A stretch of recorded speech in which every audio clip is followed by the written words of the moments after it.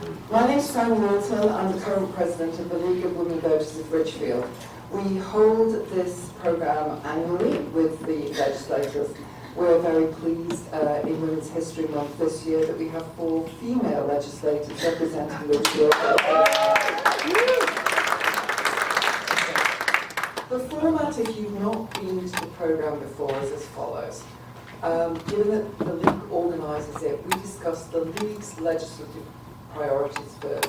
I'll ask each of the representatives to introduce themselves briefly, the committees they're on, about 5 minutes each. Then I will ask the questions that we have. I'm hoping by about 11 we will open it up to questions from all the citizens so you can ask your question. If we find there are a number of questions on the same topic, I might hop around to make sure that all topics are covered. Thank you very much for coming here today. A floppy microphone. So if you'd like to introduce yourselves and all questions will be there. Good morning. I'm State Senator Julie Kushner. I represent the 24th District. Can you hear okay? Represent the 24th District, and that is about 40% of the residents of Ridgefield, all of Danbury, and about 60% of the residents of New Fairfield. And I live right on the Ridgefield-Danbury line, and I serve as the chair of the Labor and Public Employees Committee. I also am the vice chair of Appropriations. I serve as the chair of Government B Subcommittee of Appropriations, and I serve on 2 other appropriations subcommittees.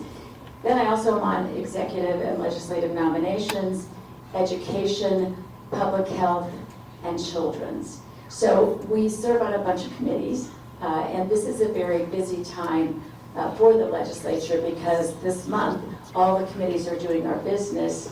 With the exception of appropriations, all my other committees will finish their recommendations. They're moving bills out of committee, and then appropriations will do that in April. I did not expect to be an elected official. That's not a goal I had in life. I worked for 42 years. I was the director. At the time of my retirement, I was the director of the United Auto Workers for the Northeast and Puerto Rico.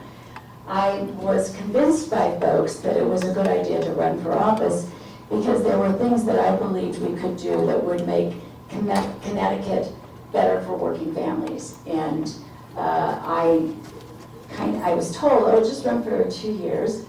It's a part-time job, and you can get paid family medical leave passed because we know you can do it. And it was very convincing. So I ran, I won. I did succeed in leading the efforts in the legislature for paid family medical leave program. We did succeed on my other priority, which was increasing the minimum wage. But what happens is you get hooked. You get there and you find out you can get things done that really make a difference for people. And then you say, I want to do something else. I want to do another bill. I want to pass another piece of legislation. And it's been an extremely rewarding experience.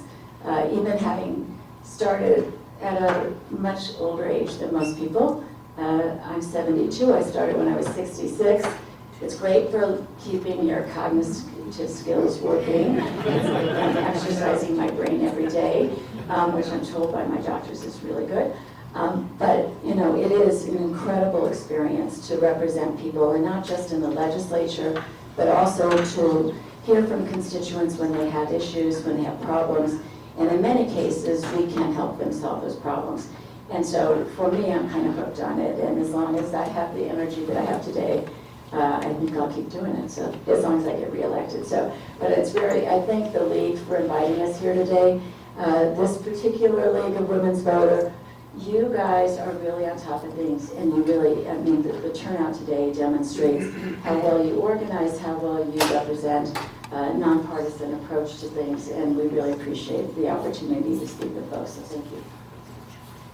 So I'll just add on the top of that, I'm State Senator Ceci Maher, and thank you also to the library. The League of Women Voters, the library, we appreciate everything you do for the community in helping get information out. So I'm State Senator Ceci Maher. I represent Westport, Wilton, Weston, Reading, the lower half of Ridgefield, part that Julie doesn't have, and then a portion of New Canaan, Darien, and Stamford. So it's sort of this little loopish thing. And I was first elected in fall of 2022. I was 67 when I was elected. So came from a background of 20 years of running nonprofits, some of which you will have heard of. The the Horizons National Student Enrichment Program, person to person out of Lower Fairfield County with food, clothing, and financial assistance, and then Sandy Hook Promise in Newtown. I was the interim executive director. So I came out of that whole nonprofit social work background. I have an MSW from Columbia, and I had also in my early career been a buyer at Lord & Taylor in New York City, and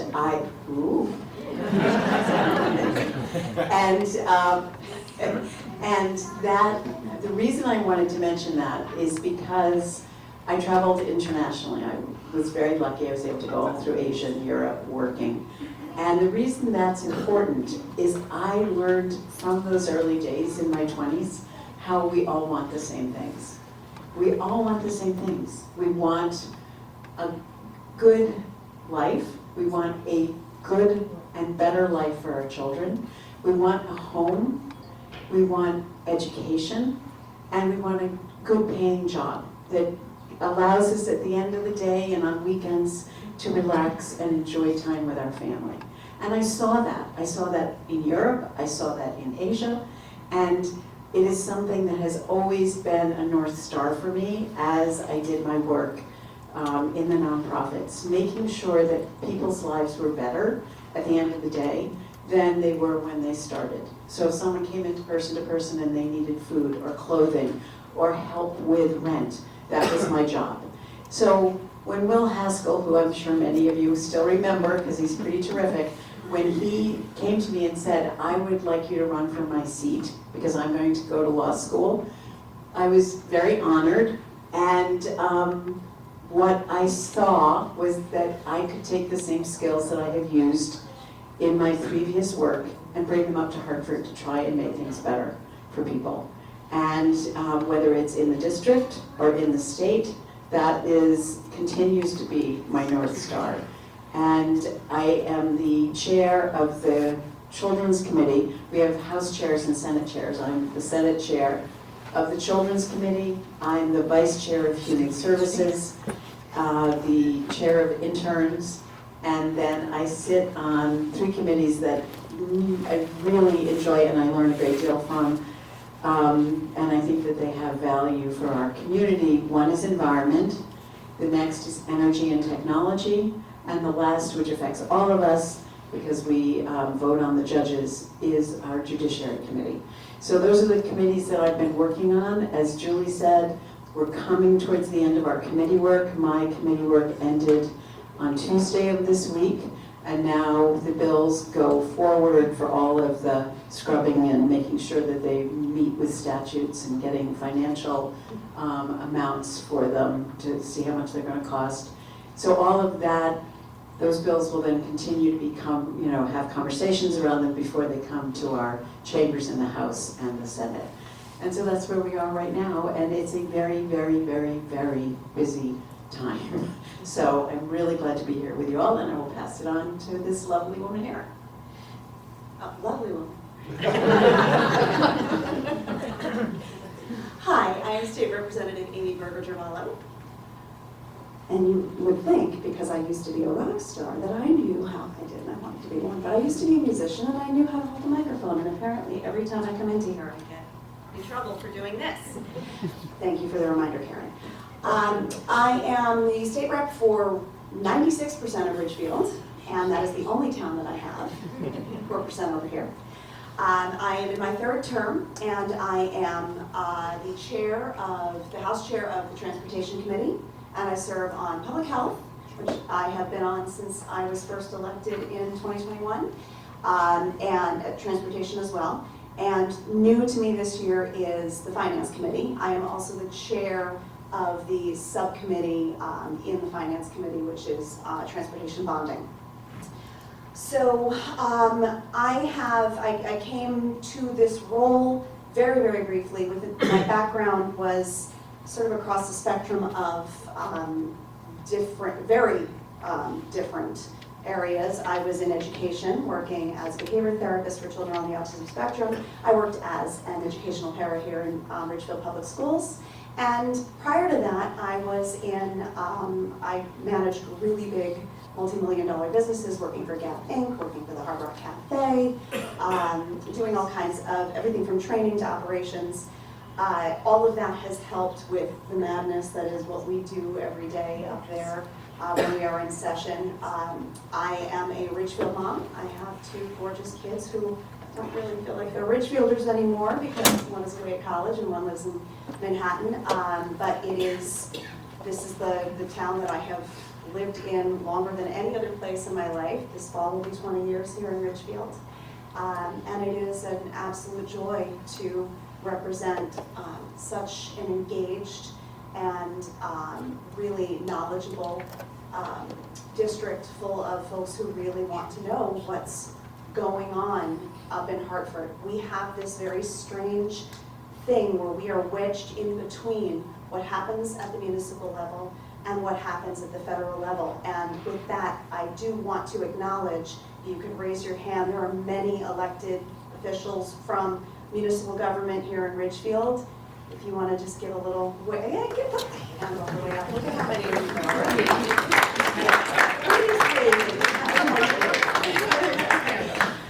What we do is, it's a complex sort of engagement between municipal and federal, and we always say to, when we're running for office, we always say we're the firewall. If anything should happen at the federal level that could negatively affect Connecticut. And I think that is more true than it's ever been, for sure.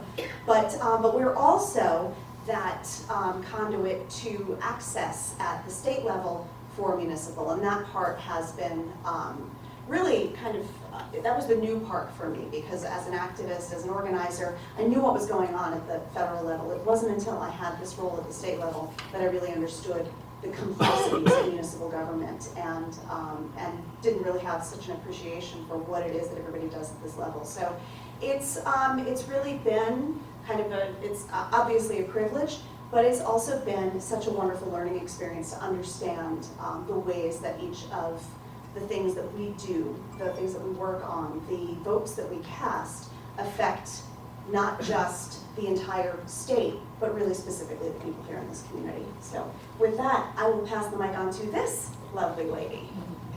Thank you, Aimee. I'm Savet Constantine, the other 4% of Ridgefield, but still a full vote for Ridgefield up in Hartford, and working with these wonderful women. Sometimes as the newbie, I get to go last, and I feel all I need to say is ditto to 5 things you said, ditto to 3 things you said, and ditto to 8 things you said. So I'm Savet Constantine. I represent the 42nd District, which is the 4% of Ridgefield, towards where the fountain is and towards New York, and all of Wilton, and the Silver Mine, St. Luke's area of New Canaan. And I feel very privileged to be here. Like Julie, I was told it was a part-time job. Sunday, when I couldn't get away from my desk, my husband passes by the office and says, "I thought you said this was a part-time job." He just retired, so he's away for the month with the kids, and I'm up here working, which has been great. These 12 to 15-hour days with the 70 miles each way to Hartford. No, but it's been a real pleasure to learn what's going on in Hartford, speaking with you, to kind of bring back what is happening up there and how it ties back here. I am on 3 committees and a subcommittee. I'm Vice Chair of Finance, Revenue, and Bonding. I'm also sit on the subcommittee for bonding, and that actually starts on Tuesday on the House side. And I am a member of Education and a member of Energy and Technology. And I feel that these 4 committees that I'm on really reflect kind of what was important to you.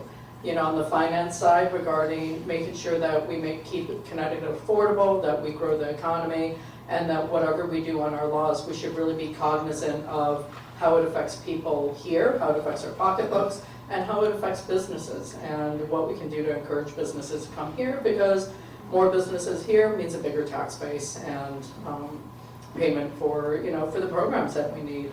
On the energy and technology, we've had many public hearings regarding keeping affordable energy, or energy affordable, and we did pass out of committee on Thursday the SB4, which is an energy affordability bill that we will be working on. Now all the pieces have to come together, because we heard from you. All the testimony coming in the last several weeks was really focused on not so much, oh, you need to do X, Y, Z. It was the main message of energy has become too expensive and you guys need to fix it. So we've learned a lot. Ceci also sits on the energy committee, and we have, we're looking between transmissions costs, supply costs, public benefits, and what that entails, and explaining it to people so you guys know, what's in the bills and what we can do about it to make it cheaper. And then the last one is education. Again, a lot of public hearings the last several weeks where we've been talking, education was near and dear to my heart. It's one of the reasons why I was convinced to run, like Julie said, mainly because for the last 20 plus years I was working on school budgets, on promoting what's in the budget to parents, what our taxes pay for, how this how everything is intertwined, like Aimee said, between town and state, and we're kind of in the middle. But making sure that what you guys are paying for, what we are all paying for in our taxes, gets efficiently used and has effective results. So with that, I will hand the mic back. Thank you. And I have to thank you all for everything in 5 minutes. Well done. That's excellent. Right, now I'll put it up so I can actually see the time. Right. Okay then. So we start off, the League of Women Voters of Ridgefield has legislative priorities for each year, and what I've done is selected 5 topic areas where the League is concerned, and the questions will be about those areas and their impact here in Ridgefield. Question 1. Last year was the first year that we adopted early voting. However, the funding requested by the Secretary of State for the changes to facilitate training and education did not materialise, and this created challenges for towns across the state. In last November, the citizens supported the referendum question on universal absentee voting. It's a 2-part question. What is the status of legislation on universal absentee voting, and do you support allocating funding in the budget to train our local election officials and poll workers? And we'll start with Senator Kushner. Thank you so much for that. Thank you for that question. I absolutely do support funding for our Secretary of State and all of the registrars across the state to really learn from the problems that we encountered in the early voting stage, and to really make sure that we're addressing them. I know, since I represent the 24th district, there were serious issues in Danbury. The setup for the early voting, first of all, no one anticipated how many people would engage in early voting, and we should have anticipated it, because during COVID we saw how many people took advantage of voting through absentee balloting. And so people want that flexibility to go out and vote, and we should have anticipated it. It wasn't a great setup. I did go and vote early so I could see for myself how it was being conducted, and I think there are many, many ways we can improve upon it, but it will take resources. We need to be able to ensure the security of the voting machines, and that means they have to be on secure lines, and we may have to find a bigger place that has secure lines. And so those are the kinds of things that we should learn from the early voting process. I've heard from a number of people that in terms of the absentee ballot voting, that maybe with the combination we could reduce the time for early voting. I'm not sure that's the best answer, because I think people also want to vote in person. But I do think that this year there will be there will be bills coming out from the government. It's a new, not government oversight, I think it is coming from GA. They've got a new committee this year, but the committee that oversees elections, I believe, will be taking up this issue and coming out with recommendations, passing legislation. But I do think the early voting, the expression of the voters in both cases where it was early voting and then no excuse absentee balloting, I think it really does inform us that people want greater opportunities to cast their ballots. There are lots of people who are working multiple jobs. There are lots of people who are working out of state. There are lots of people who have children and can't anticipate if somebody's going to be sick or if they themselves are going to be sick. COVID certainly demonstrated that. And we want to ensure that everybody has the opportunity to vote. So I think we're moving in a good direction, but maybe not as quickly as we would like to really solve some of the obstacles that still exist. Okay, I absolutely support universal absentee voting and also support funding for it. I've spoken with the Secretary of the State. There was no money in the governor's budget for that, but I know that she has a lot of support amongst many of us to change that. And I am sitting with people who are on appropriations, so just saying. Anyway, so I'm not going to restate what Julie already said because she covered it really well, but there will be legislation coming. All of the committees are at different points, and therefore I can't point you to a specific legislation right now that will address it, but there will be legislation because the referendum passed, and so we have to put that legislation in place, and it means that we will all be discussing it in the Senate and the House chambers. So the chair of GAE did assure me that the bill language for the absentee ballot will be out this week. That the committee is going to be reviewing that bill before their deadline, which is at the end of the month. I certainly do also support more funding for all of the voting endeavors. And in fact, there is a theory that with the absentee ballots being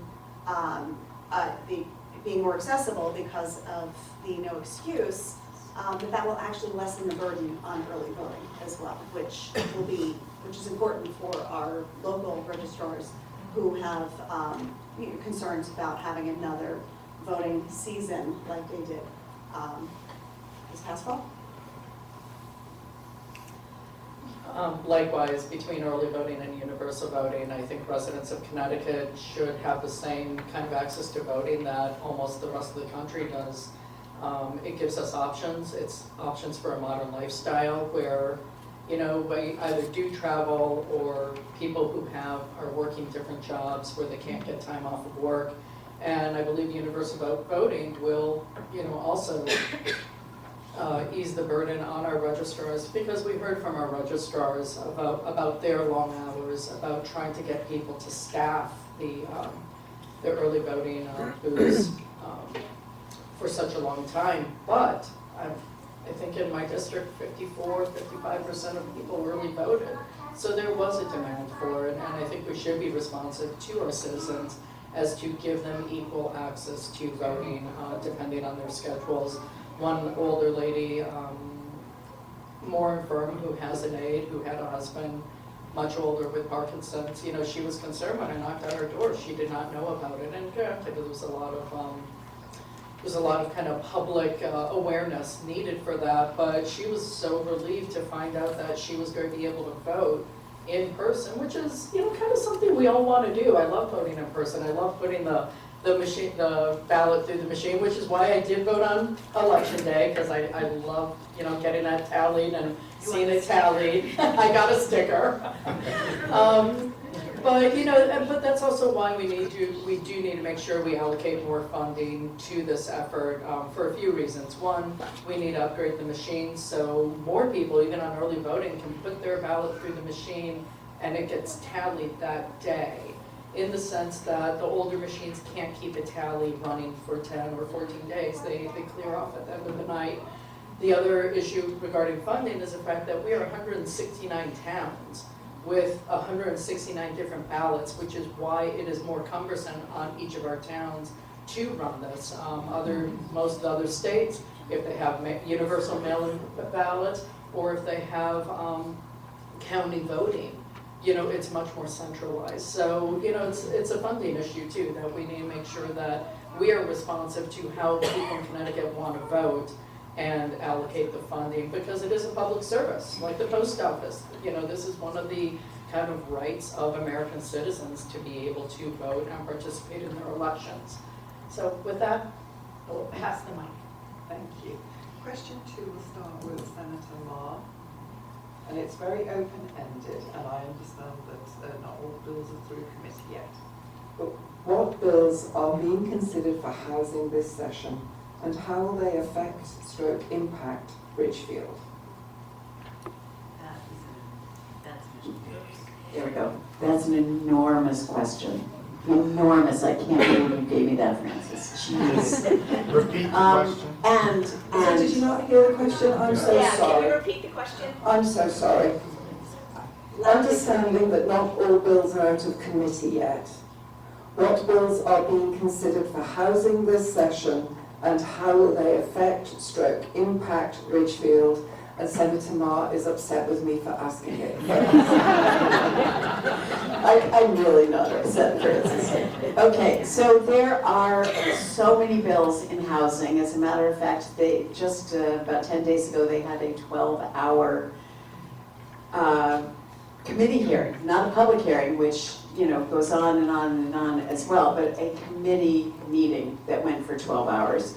Because as you all know, when we had the housing conversation here about a couple weeks ago, it's a big issue. It's a big issue for all of our towns. It's a very big issue for our state. And when I say it's a big issue for the state, because we know that we have an enormous need for housing. And I've heard the numbers being anywhere between 90,000 new housing starts to 300,000 more units across the state.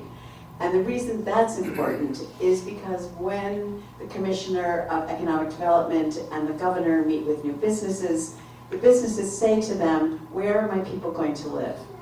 How long is it going to take them to get to their job? So how can I bring my business to Connecticut when you can't guarantee that there's sufficient housing for me, or that my people's quality of life is going to be what the company wants them to have? So housing is a big issue. Now, we also know there's the issue, and everyone knows this terminology. I think it's the only number in the state statutes that everybody knows what it is, 830G. And that comes under the housing statutes of 8-2. And the housing statutes of 8-2 give the towns and municipalities the ability to make decisions and have their planning and zoning commissions. 830G says that there should be a 10% affordable housing number within the town.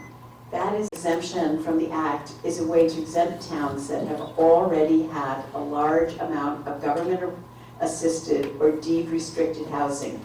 There is no obligation of any town to reach the 10% level, and no state goal expecting towns to do this. And I wanted to read that to you because I know that this is a concern that everybody has all the time. The thinking that we are going to push housing on top of you. I have seen emails that show 10 to 20 foot high, floor high apartment buildings being plunked down in Ridgefield. That is not going to happen. In your Planning and Zoning Committee, you have a very good Planning and Zoning Committee who are working with your first select person and members of the community to make sure that Ridgefield reflects Ridgefield while still attempting to meet the needs for affordable housing. So back to the bills. I know that was the question. There are so many of them. Okay. SB, do you want me to read the numbers? SB 1262, no, okay. An act reducing the sales and use taxes for certain goods used in new housing construction. It would reduce sales tax rates on eligible materials. And then the next one, an act prohibiting residential rental property owners from using pricing algorithms and competitor-sensitive data. What that basically means is you can't decide what the rent is going to be based on an app, okay? Oh God, there's so many of them. I'm not going to read them all because that's just crazy. But the point is, we don't actually know. I could read you, I got a list of all the bills that could affect Ridgefield. But we don't know of all of these bills what is going to come out of committee, okay? And then once it does come out of committee, is this bill actually going to be within the statutes of Connecticut? And can we actually put this bill into place? What is the cost going to be? There's so many factors, and we are so early. We still haven't finished our committees. So while I really appreciate it, and I could share this list of bills with you, I appreciate the question, Francis, and I could share this list of bills with you, I don't think that there is a huge amount of value in my sharing every single bill, because I don't know if any of them are going to actually be making it into the chambers to be negotiated and be voted on and actually become law. And so that's why it's really important for us to come back after the legislative session and explain to you what was passed, which is not to say that in the interim, as you are hearing things, if you need, and I know I owe one person, I'm not sure if they're in the audience, I know I owe them an email, and I apologize, but we are literally racing 12 hours a day, if not more, and sometimes it's hard to get back to emails. So I'm going to pass it on. Yes. Okay. Are we on? We're on. Getting back to something that Senator Maher said, when things come out of committee, it doesn't necessarily mean a whole lot of anything. There are negotiations that happen between leaders on both sides of the aisle in both chambers that determine what actually comes to the floor. And sometimes what comes to the House floor will never make it to the Senate floor, and the opposite applies as well. So just to kind of give you some sort of scope, we all have, for the most part, all of our committees have deadlines. We call them the JF deadlines, which is just basically means the deadline by which we have to get anything that we're going to get passed out of committee, voted out of committee, done by that date. And they're staggered basically throughout the month of March. 2 different committees have primary cognizance over housing. Those are the Planning and Development Committee and the Housing Committees. In the Housing Committee right now is a governor's bill. So this was a priority of his called the Priority Housing Development Zone Bill. And that's going to make it easier for towns to get an 830G housing moratorium if they adopt a priority housing development zone. This is going to allow multifamily housing as of right, meaning they must at least allow triplexes as of right and cover at least 10% of the buildable land in town. We have not seen details on how that is determined, what that means, but that is certainly something that I'm going to be keeping an eye on so that we can see what happens there and be able to communicate with planning and zoning. If a town does this, they're not going to need as many points to qualify for the 830G moratorium. So that's that was an effort by the governor to try and help communities just like the ones that we represent to be able to have even more of a say when it comes to the 830G. With that said, after we had our housing forum last month, the chair of planning and zoning came up to me and said, you know, we haven't had an 830G approval in over 3 years here in Ridgefield. So that's not necessarily the thing that is driving building here. It is certainly an application priority for a lot of builders and developers, but it's not a foregone conclusion that because 830G exists, all of a sudden something is going to be built. So I want everybody to keep that in mind. And the only other bill that I wanted to talk about is where is it? An act concerning transit-oriented communities. This one is in P&D. This is the one that's nicknamed Work, Live, Ride. And this bill allows towns that adopt a transit-oriented district to get prioritized funding for discretionary state grants. It also creates a sewer expansion fund, which I know is always a big concern, to help municipalities create these transit districts where you don't have sewage. This could help Ridgefield establish the long-planned transit-oriented district that, I mean, I was hearing about this from Rudy 8 years ago, this plan that they've had in place for down near Branchville. It could bring in more state dollars to Ridgefield to be able to apply that, but it will not require any community to do anything. It is offering opportunities to take advantage. And the only, actually, I do want to mention one other bill, which really, it's not going to have much of an effect on Ridgefield, but it's being driven by a Ridgefield middle school teacher. I don't know if you guys all know Thomas Broderick. He's extremely active in, actually he's extremely active, period. But he's been one of the main supporters of a bill called an act concerning mandatory minimum. And it just would repeal the government regulations that force local businesses and builders to build parking regardless of whether it's needed. So if you've got a kid in middle school and over at Scouts Ridge and you know Tom Broderick, you just let him know that you're aware that he is really truly active. So I will pass this on. Thank you, Aimee.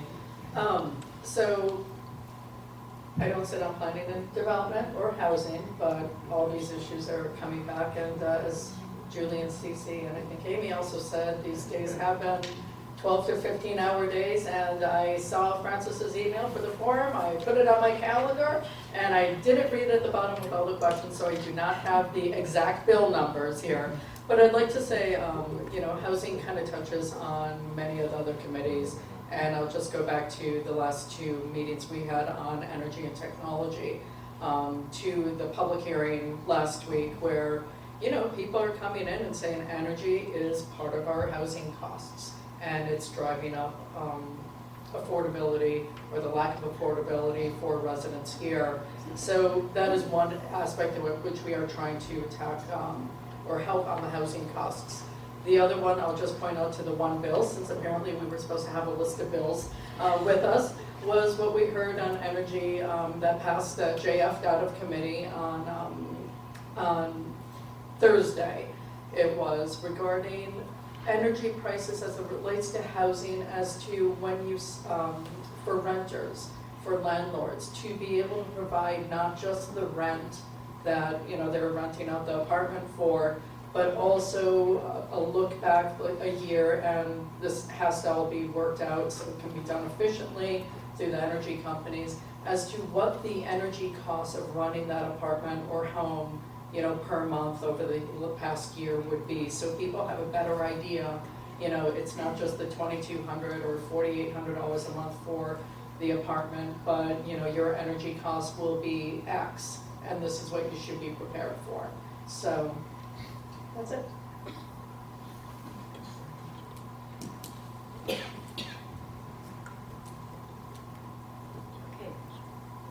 It's on now.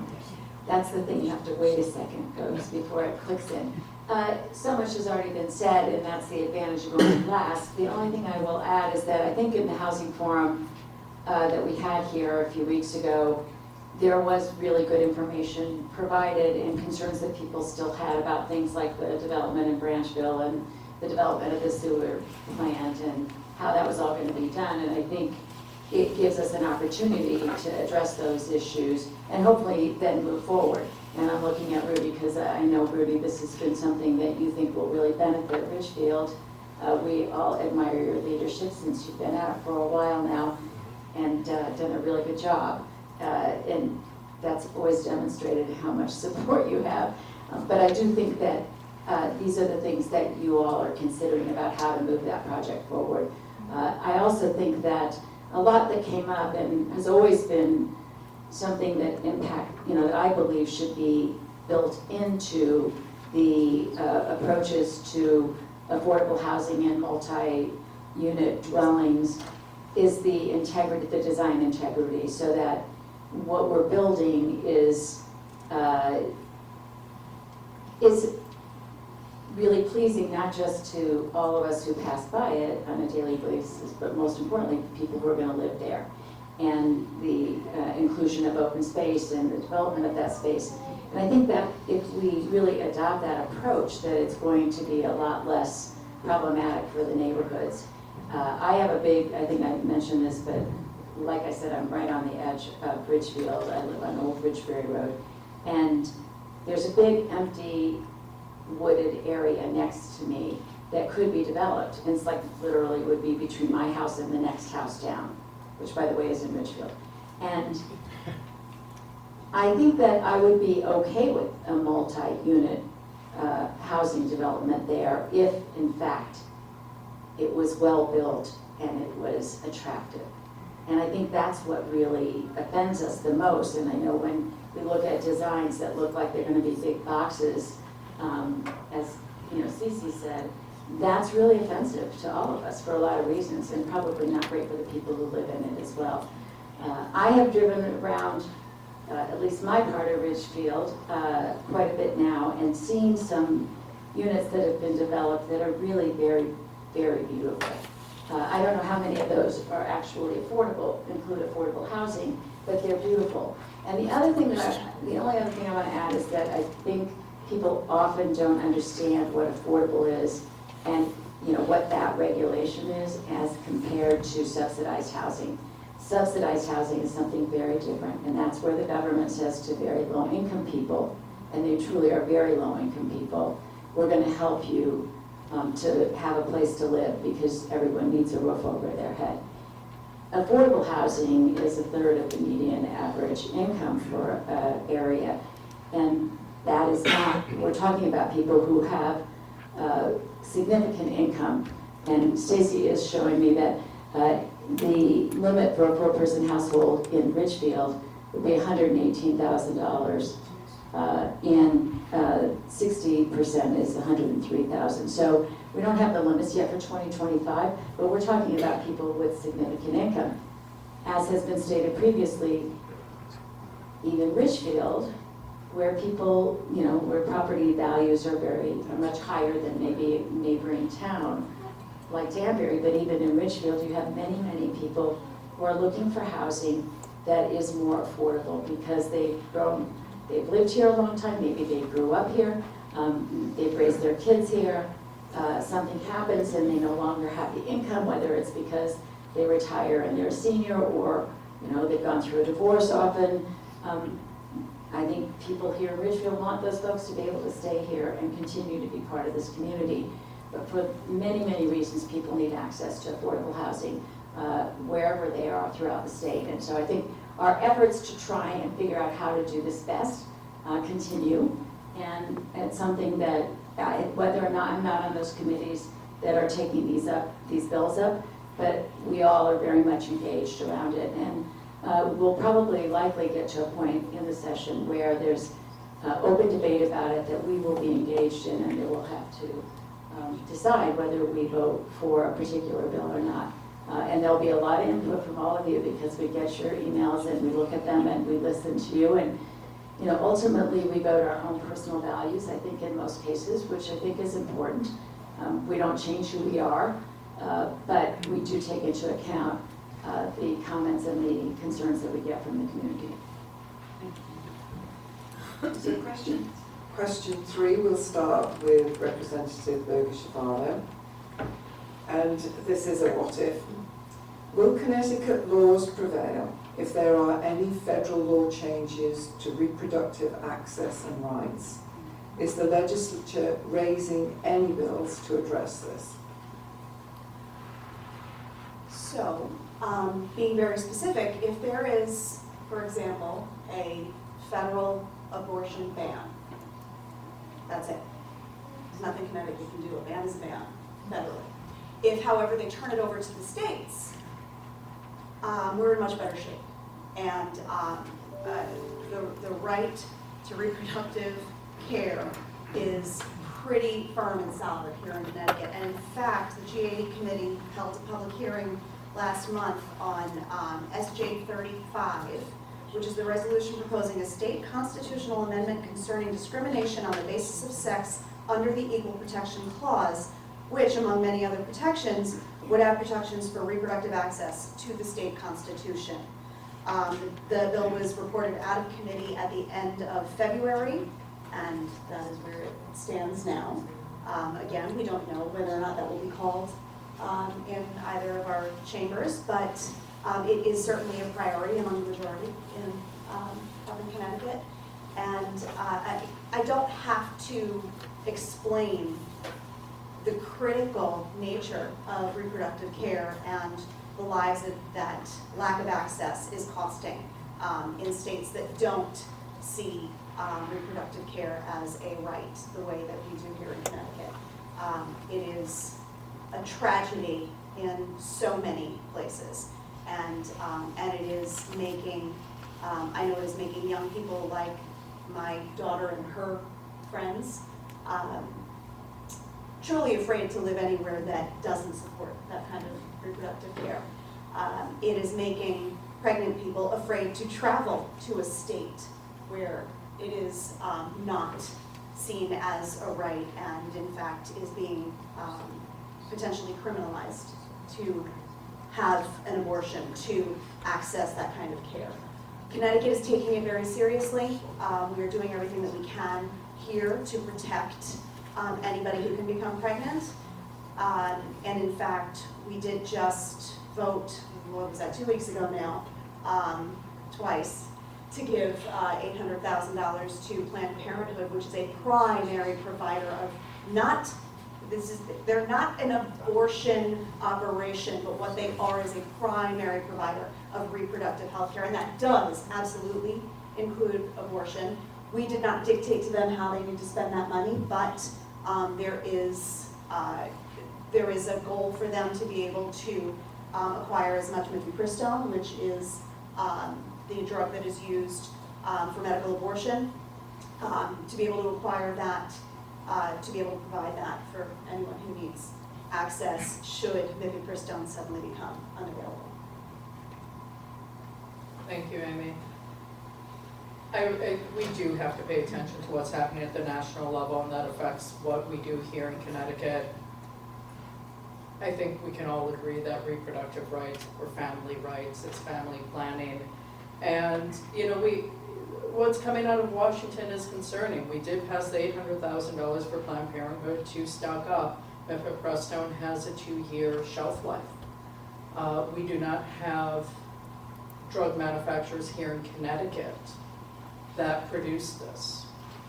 And I bring this up because there's already talks at the Supreme Court level, between the Comstock Act of 1873, which I spoke about at the Rally for Rights last June, which prohibits obscene and contraceptive material from being sent through the U.S. Postal Mail. We also have statements coming out from the White House talking about taking control over the post office.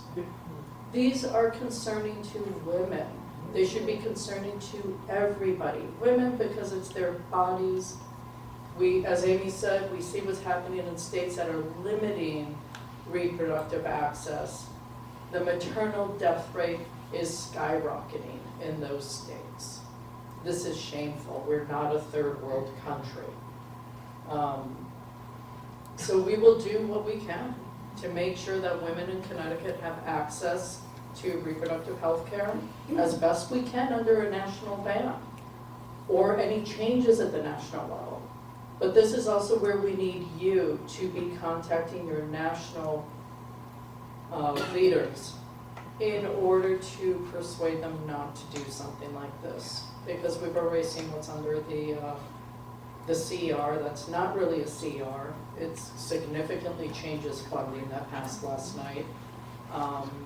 Thankfully, at least for DC, the $1 billion that the CR took away from DC was put back in because all the senators realized that, oh, we live in DC, we want services here. You know, so it's really trying to, it's like I said, it's not just women. It's not just your daughters, your mothers, your sisters, your aunts. This is family planning. This is for the safety of people's family. It doesn't do anyone any good if a mom is going to die from a pregnancy, leaving kids all alone, and a husband or a significant other. This is something we should all be concerned about, no matter what you might feel about abortion. you know, we really need to make sure we take care of women and their safety.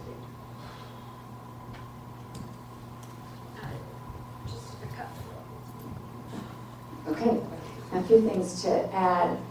We do have a reproductive rights caucus within the legislature, and I'm a member of that, and I believe everybody up here is. It is led by two young, wonderful legislators, Julian Gilchrist and Matt Blumenthal, and they, I think, have done a great job of bringing us together, making us aware of what we can do to protect reproductive rights in our state, and particularly looking at what happens at the federal level. So we have a group of advocates that I'm proud to be part of. And I think that we will continue to work on these issues and make sure that we are doing everything we can to protect people in Connecticut and people who come to Connecticut for reproductive health care. I will say that for me personally, I never thought we would get to this point in our country. I grew up, I'm of the age that I grew up when people didn't have access to abortion legally unless they traveled to New York State or to Washington, D.C. And that was really hard on the young people I grew up with. And I know, unfortunately, people who had terrible experiences because of that. I also listened to my aunts talk about their experience in the 1950s. Aunts who had 3 children, in one case 4 and 1, who knew a doctor, far from where we lived, who would perform an abortion when they had another pregnancy, and what that was like.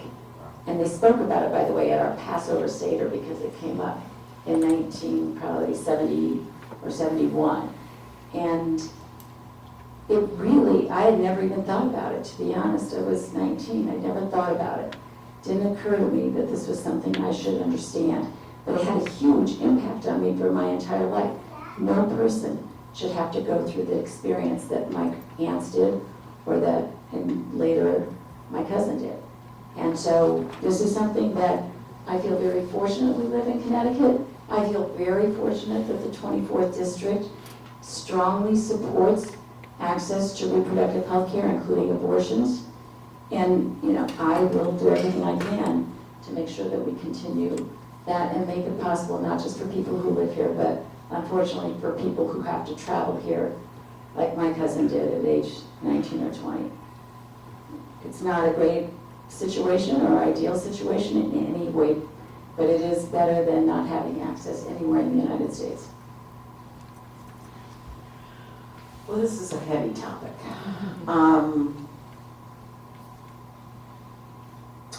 Just to build on what Savet said on the Planned Parenthood funding.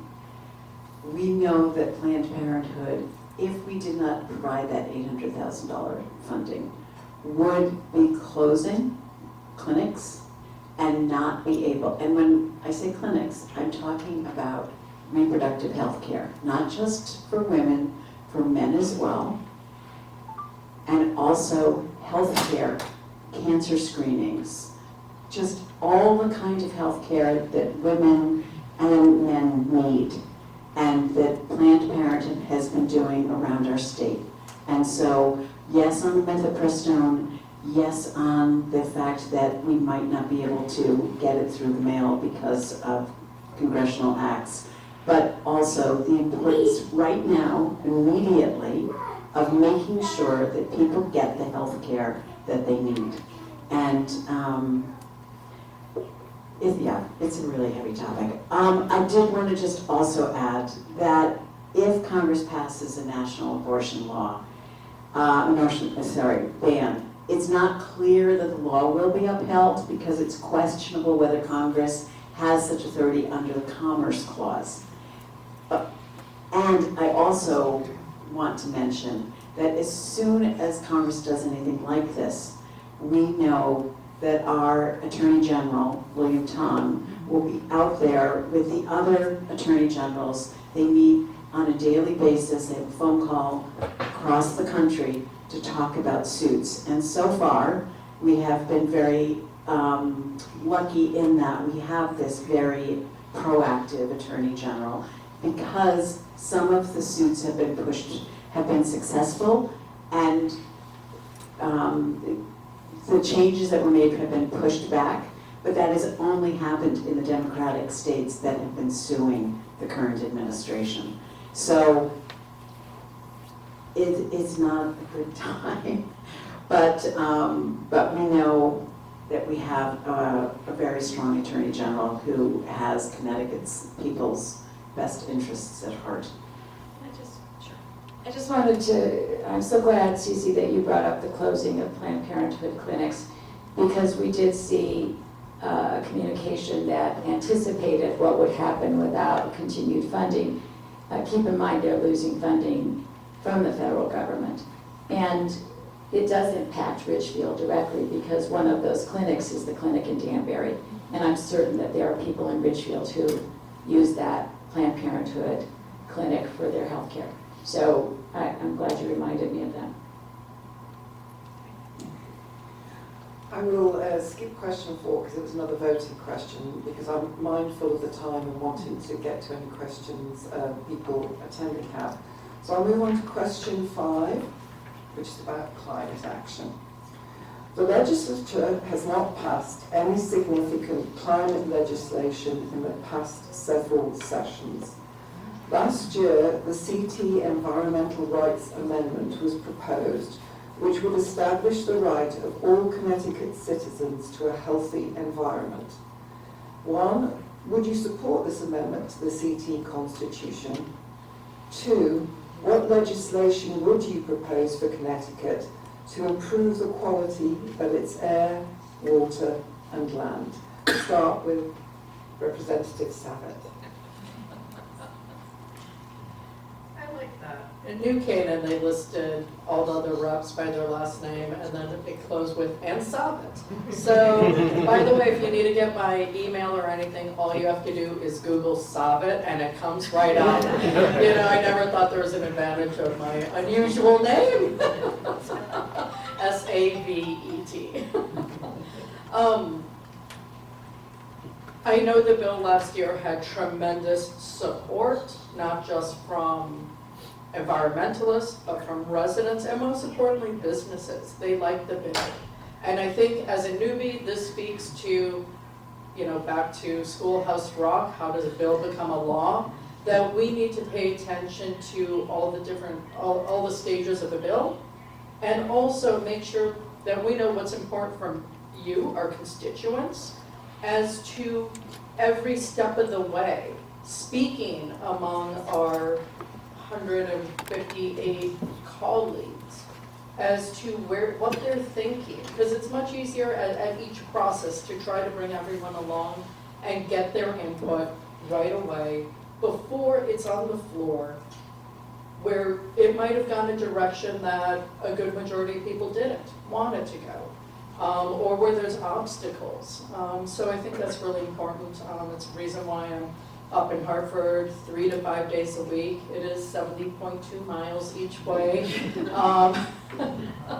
So, you know, there's that. And then on the environmental side, can you read the question again? It's, would you propose for Connecticut to improve the quality of its air, water, and land? So, and that's what's actually coming up in the Energy and Technology Committee. All the different bills that we're hearing about cleaner energy, more efficient energy. It's not just cost, but it is, because part of making energy more affordable is looking to the future of our grid and what kind of energy is actually coming into Connecticut.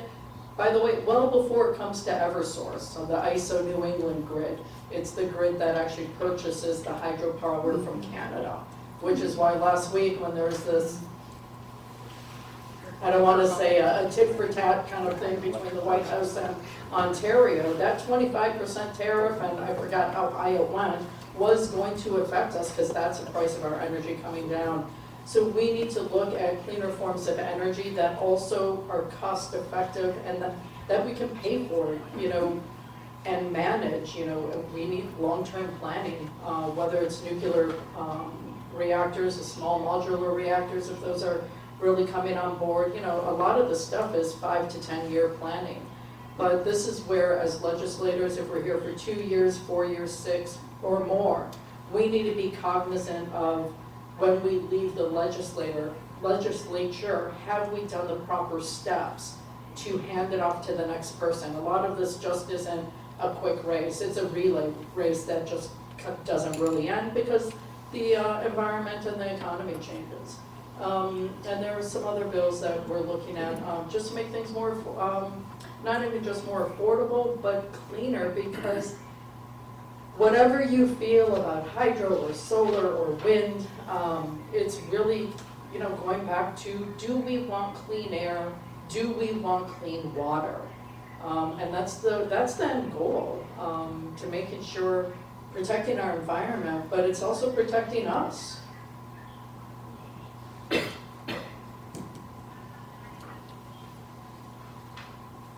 We have a couple of folks on the panel here who are on those committees, and I do want to defer to them in a large way, but I'll say a couple of things in terms of clean air and clean water. When I first joined the legislature, I was on the Environment Committee, and it was a great experience for me. There were a couple of bills that I was able to bring forward that had a direct impact on our area. One was related to air quality studies in the towns closest to the power plant that they built in New York, and that was Sherman and Kent. And even though we might feel like we're a ways away from Sherman, when you think about it, we're not very far from there. And so anything that came through Sherman was going to certainly have an impact on Ridgefield and Danbury and New Fairfield and this whole part of the state. And so we did do some air quality studies that we funded through that. We also did an Invasive Species Act for our rivers and lakes. It was generated by the concern about what's happening in Candlewood Lake. And that has been very successful and resulted in providing, we basically said that if you register a boat in Connecticut, you have to have a stamp that provides, at a very small cost, puts together a fund that then can be used as a resource for the lake authorities and the river authorities that are combating invasive species, and it's been really successful. However, I will say the one thing I felt last year, there weren't as many environmental bills as I would have liked to have seen come out of environment. And I know that at that time, Ceci, I don't think you were on that committee. You were on the committee. And Aimee, you were on it earlier, as I was, but you're not on it now. Yes. But I think that one of the things that I saw happen last year, there were a lot of bills that I think would protect our environment here in Connecticut in many different ways, and they kept getting watered down to the point at which it wasn't clear that what was originally intended was going to actually take place with the passage of one of the bills that was a priority bill for the House. By the time it got to the Senate, it didn't get voted on. And some people said it was because it had been watered down so much they didn't feel like it would produce the results we wanted. So I'm hopeful that this year some of the initial bills that we were looking at will make it through environment, but it remains to be seen. And I don't know if Ceci, you want to talk about that at all. So I just misspoke. I said that I was on environment last year. I was not. I was on energy and technology. This year I'm on energy, technology, and environment. And the reason I got a little confused in my brain is because, as Savet mentioned, they're all intertwined. You cannot have energy and technology and not be thinking about the environment. So, and because the environment is such an important thing for me, to leave Connecticut looking the way I grew up in Connecticut, to have a Connecticut that looks like what I experienced as a child, to be able to leave that to our children and the grandchildren and the children beyond them is very important to me. So while I was not on environment last year, I tracked environment a lot, and I did a lot of reading about it and watched a lot of meetings. One of the bills last year that did not pass out of environment was the governor's bill, SB 9, and that particular bill was more about carrots than sticks. And the reason I mention it now is because that bill has been brought back up again this year. And what that bill does is looks at things like mapping of roads, so that, when I say mapping, geomapping, so that when roads are being built, we know how the runoff is going to go. We're looking at streams, we're looking at the intensity of the storms. We know that in Reading, they had many roads wash out. In Oxford, someone lost their lives. It is just so important that we are planning our infrastructure to support these changes that we are seeing. Now, I was at another legislative session where someone said, well, climate change isn't actually happening. In 130 years, everything will look exactly as it does right now. I do not ascribe to that theory. I believe that what we are seeing with the intensity of heat, what we're seeing with the intensity of storms, what we're seeing, I'm less concerned about the temperature and on a, I think we have to look at the macro component of environment, not the micro of how much our heat or cold is on any given day. But all of that to say, the bill right now that I'm looking at is HB 5004, and I wanted to just talk about some of the aspects of it. It reduces greenhouse gas emissions from transportation. It incentivizes energy efficiency. It reduces negative consequences to existing workers, working with the Connecticut Clean Economy Council. It looks at reducing nitrogen pollution, which leads to harmful algal blooms in water bodies, depleting oxygen levels and killing aquatic life. It looks at PFAS, because right now the Trump administration has withdrawn a proposed rule from the previous administration that would have subjected manufacturers to federal discharge limits on PFAS. This withdrawal means there will be no federal limit on the amount of PFAS a manufacturer can release into waterways.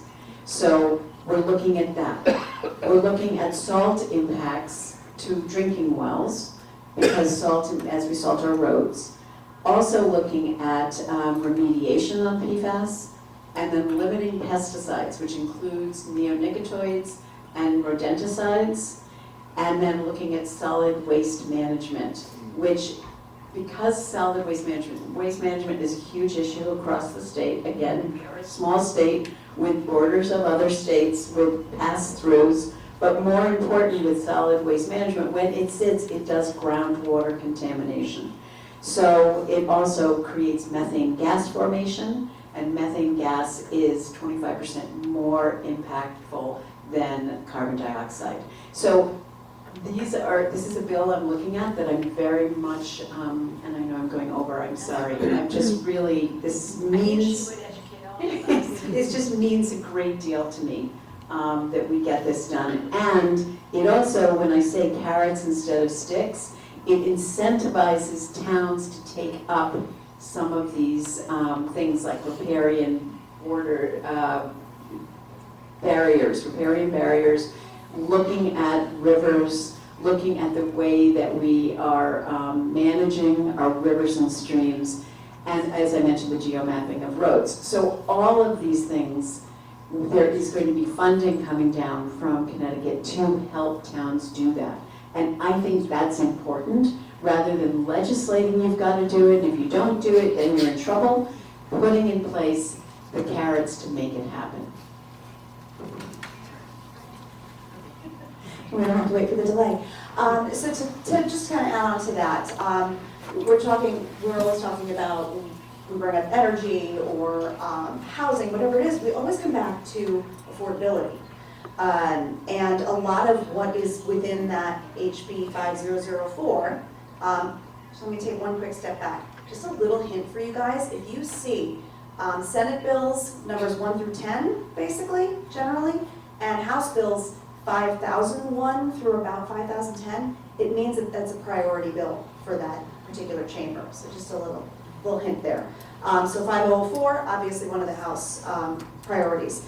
Affordability is a big part of this, and in fact, there are elements in there. I mean, this is, how many pages is 5004 at this point? It's dozens. 60. So there's a section that develops a plan to make heat pumps more affordable. There is a section that requires DEEP to report to the Environment and Energy and Technology committees with strategies, policies, and part of the strategies and policies are going to be required to report on are affordability to households, to businesses, to municipalities. It's a huge part of that. But there are also going to be requirements for DEEP, PURA, multiple agencies and boards to deliver accurate and timely reporting, which is a really critical part of this, especially because these things are changing so rapidly. Getting away from 5004, I actually want to talk about kind of a Ridgefield-based bill. I'm looking right at you, Vincent. One of the things that we have an opportunity to do when we first propose our bills, and that deadline always ends within the first, usually about a week after we first take the oath for that particular term. If a constituent sends us a bill proposal idea, we absolutely can put that in. And everybody who's up here was a co-sponsor on an act concerning the use and purchase of gas-powered handheld or backpack leaf blowers by state agencies. This came from a Ridgefield group that has been really mindful of the way it will impact a community positively, mindful of adjusting what the requirements and requests are based on the feedback that they received from members of the community, members of the boards. So ultimately what this would do is require the Department of Administrative Services and each town to develop a plan for the phase out of the purchase. So develop a plan. This is something that requires them to work together. It's not something that is being mandated, but it was a really comprehensive bit of bill language. I know Vincent would have loved to have seen it be a little bit more detailed and stick to it, but things do get watered down because otherwise they're never going to get called. But one of the other things that I want to just, I just want to highlight and really put an exclamation point on how we're also mindful in all of these bills, in all of these concepts, that there's also going to be an element of workforce development in a lot of these. When we're talking about new forms of clean energy, for example, we're not talking about taking entire industries and putting them out of business. We're talking about helping them transition to the new way of doing energy business and being mindful of the opportunity, the economic opportunity for communities, for the state in those areas. So nothing is ever done in a silo. Like we said, everything is so overlapping. So this is energy and technology and environment, and also transportation. We're talking about ways that we can affect the environment positively with the cement dividers, the concrete. I always mix up concrete and cement, and they always want to knock me over the head for that. The concrete dividers in the middle of highways. There is a Connecticut business right here about 45 minutes away that creates this incredible, stronger than standard concrete, all from bottles that are recycled right here in the state. So it's eliminating the transport. We know the transportation is a huge contributor to greenhouse emissions. This would eliminate some of that. We're also now talking about, there was a bill that was proposed by a bunch of Fairfield County legislators who wanted to fund a noise barrier project for through the Transportation Committee because of 95 and the merit and the concerns they have.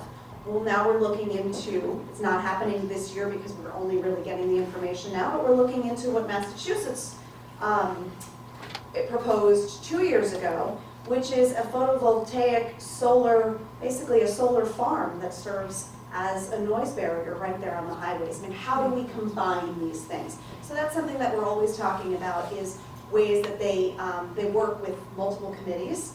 But affordability is there, workforce development is there, and obviously the impact on the environment and climate resiliency. One thing. I want to pick up on something Aimee said. Obviously, we're here to represent you, your bills, bring them up, speak with our colleagues regarding bills. I want to point back to the last several weeks of public hearings that we've had, and you can see this too. I can send you some stuff.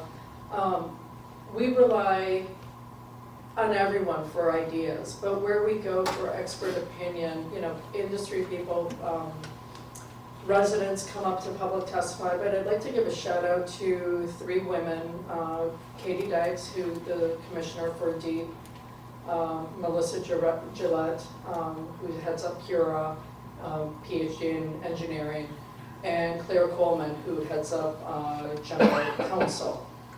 The testimony that they give is so informative, so talks about Connecticut laws, talks about the effects of what's going on, and it's really worthwhile reading. So we do depend on everyone's information while we craft these bills, while we adjust these bills, in order for them to be most effective. Thank you. Thank you. I'm going to open it up to questions, but before we move on to that, if anyone here is interested in following a specific bill or a topic, where do they go to? Because I know you can follow bills.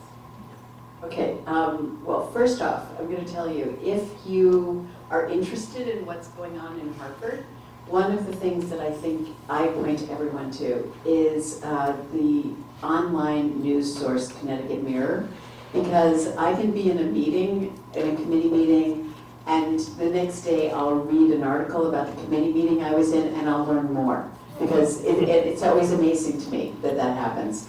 But the Connecticut Mirror does a fantastic job of reporting, and they break it down by education and all the different areas, energy and technology. So if there's things that you want to learn, I would point you to the Connecticut Mirror. It's also very good reading. Another thing you can do is go to CTN, which is the Connecticut News Network, where you can watch hearings. Now, you probably don't want to watch a 12-hour housing committee meeting, but you can select and go to the beginning of what Savet was saying and hear the actual presentations by the head of DEEP and in a public hearing. All of that can be accessed on the CGA website, so it's cga.ct.gov, and if you go in there, there's a drop-down menu for committees, and you can go into the committees. All of the public hearings are all the agendas for committees, all the public hearing agendas, all of the testimony, and all of the testimony by bills. And also within a committee, you can see the bill record book, which is and you can also see what bills have been voted out of committee. And you can set up, do you want to talk about tracking? No, you talk about it. Okay, and you can also set up tracking by each bill so that you can get an email letting you know when change has happened on a bill. And so it's all there, and you can Google how to do it, and it'll tell you how to set up tracking for a bill. So, and I just wanted to point out that also on that cga.ct.gov website is a calendar for every day what's going to happen. So you can look at events for each day, it will tell you all of that. But also just on CTN, if you just do CTN, when you Google it, you get some weird stuff. It has to be CTN-N. So there's a CT-N. So that, just so you don't get confused. Thank you. Can I I think it's the Connecticut Network is what it stands for. Can I open it up to see if anyone, right. Andrea Beebe, do you need a microphone? No. Okay, thank you. Hi, Andrea Beebe. Thank you so much for coming today. I was here a few weeks ago when you spoke about housing. And I came with a list of my concerns, which you touched on 3 of them, but you didn't touch on my 4th one. I mentioned it to Julie at the beginning of the meeting. You touched on infrastructure health, which I think all towns should be looking at. You touched on housing. You touched on traffic. I think our town is really going through a major traffic issue, as many of us know. But what you didn't touch on was the electricity rates, the public charge. Many of our seniors, I sit on the Commission on Aging, I will be stepping off of that commission in 2 weeks. but we have seniors coming to us who are very, very concerned about these costs. And you talked about the lady on PERA, I believe she was just re-elected to that board, if I'm not mistaken. What are you, as senators and representatives, going to do to help bring down these costs? I know energy is a huge issue. I happen to be very interested in clean pro-nuclear because I think it's going to be one of our best resources in the future. But in the meantime, with us having to probably bring our electricity in from Canada because we can't go through New York, what are we going to do to help our constituents? How are we going to help our seniors? I live in a 700 square foot apartment, and my bills are over $400 a month. I can't imagine if somebody lives in a bigger house, what they may be paying. And a third of that is public charge. I don't mind helping people who really truly need help, but I really want to know, where is this public charge going? That's my question. Thank you. Thank you for that question. We were all sure that it would be asked. My tiny house also has, with just me living in it and no teenagers leaving the lights on all day, and it's still, it's unaffordable. SB4, that's what I wanted to talk about. SB4 is an act concerning energy affordability, access, and accountability. And the goal is to improve service and reduce costs for electric payers in the state. It's an extremely technical bill, but some of the goal is, but we don't have the full language because that's another one that is being, because it is so comprehensive, what comes out of committee is going to be probably very different because of the hearing process. Things do very dramatically change. As chairs, we can all agree. We listen to the testimony and hearings, and bills are adjusted. It is very rare, I mean, I'm going through, just speaking on the transportation side, going through our committee bills after hearing, almost no bills remain unchanged. The language changes based on the hearings. That is what's happening in energy and technology as well. Because it's hard to say what the specifics will be, it is, though, comprehensive in looking at the nuclear side, in looking at what other options exist to be able to bring it down. Getting back to that public benefits charge, there is a lot of misinformation about what that is. Number one, it is important to note that the current explosion in charges that started last July is going to go down, is expected to go down for your May bill. And that is because, here's what 70% of that bill is. 2017, a Republican-led bill that saved the Millstone plant, which provides 40% of the energy to this state through nuclear. Not a bad bill on its face, because what it did was it saved over 1,000 jobs. It kept that 40% of energy consistent here in the state. But what they didn't do was build in a single consumer protection. If that had happened in New York, in Massachusetts, they would have been able to recoup the cost, but they would have had to spread it out over 5 years, 7 years. They got to spread it out over 10 months. Marissa Gillette, the chair of PURA, voted against collecting it in 10 months. She actually wanted to spread it over 2 to 3 years. She was outvoted by the other 2 members of the board. That brings me to that next piece, the PURA board. It's supposed to be a 5-person board. The governor had appointed 3. He is now going to be appointing the other 2 positions because of the legislature compelling him to do so. All of these factors have led to a massive increase for all of us. I mean, for all of us, for most of us, the public benefits charge is more than the delivery charge. The other piece of that is, in fact, the moratorium on paying bills during COVID for businesses, individuals, in order to keep from being shut off.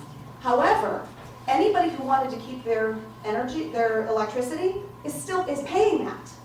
So ultimately, what could happen is we're going to end up getting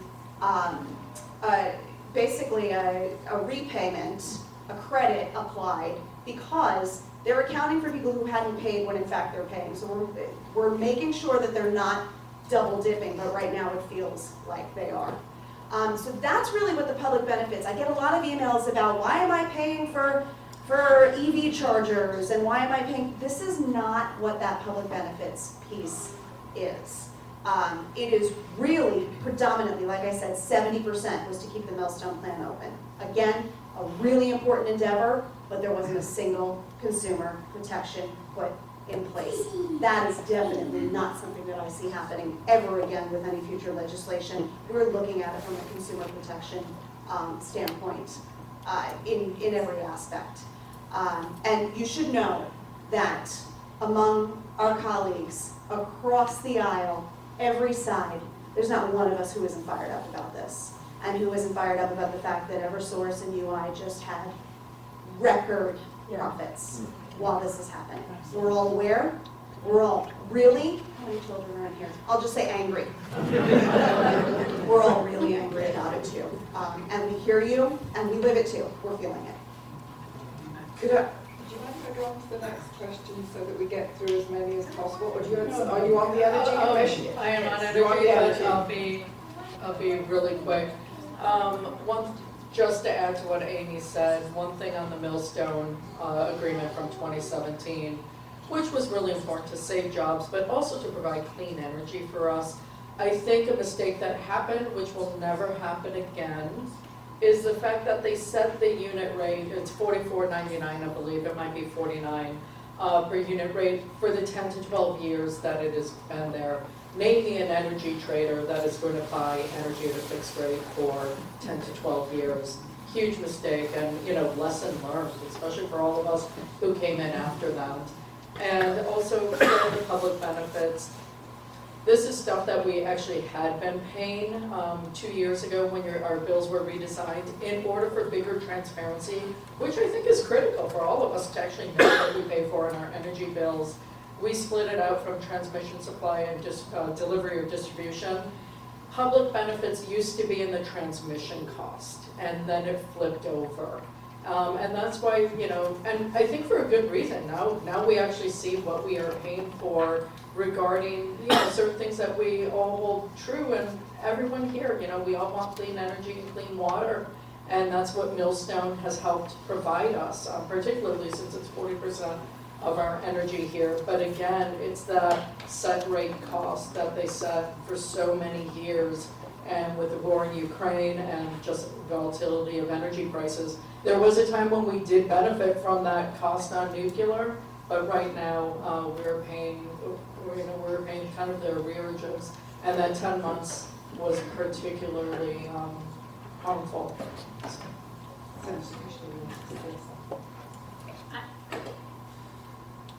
I just want to say something that's kind of radical.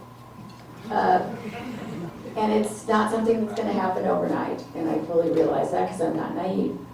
But I come from a state of Nebraska, which is not a radical state.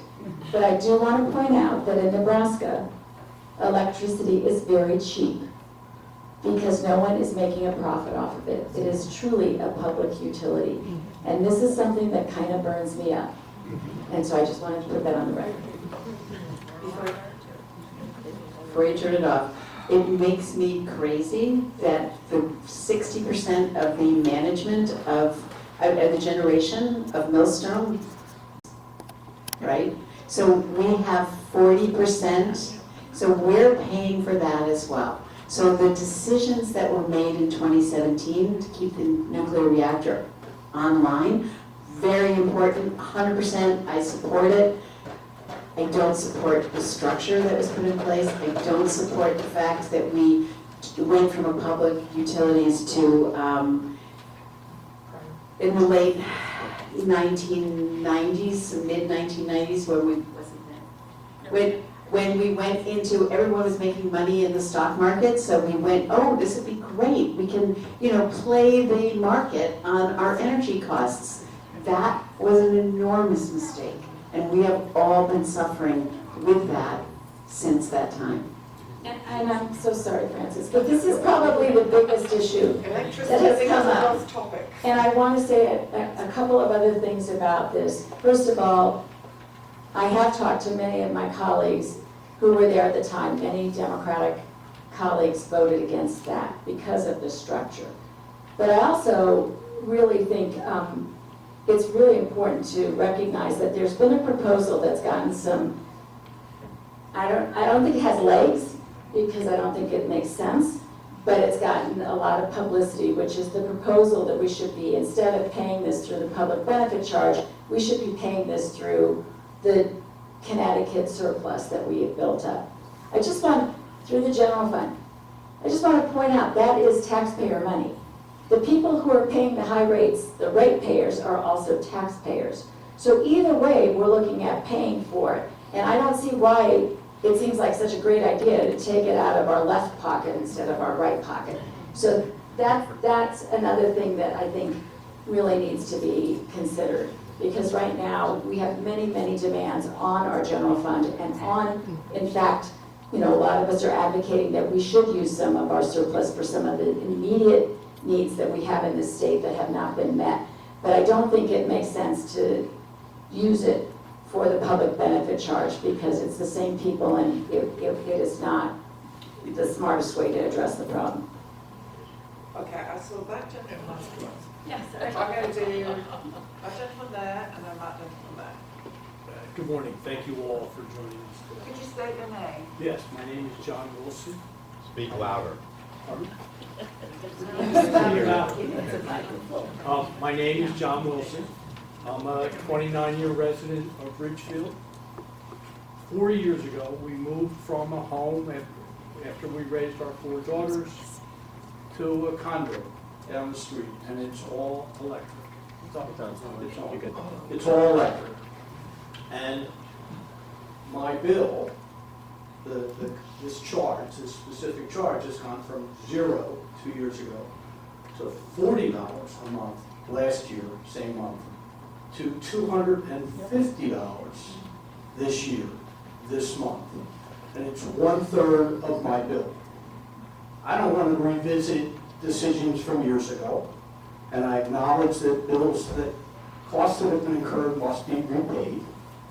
But my question to this group is, if you oversimplify and say fossil fuels bad, clean energy good, why are we putting this as an uplift on our electric bills as opposed to spreading it across all of the utility bills that people pay so that you're motivating people to move from fossil fuels to clean fuels?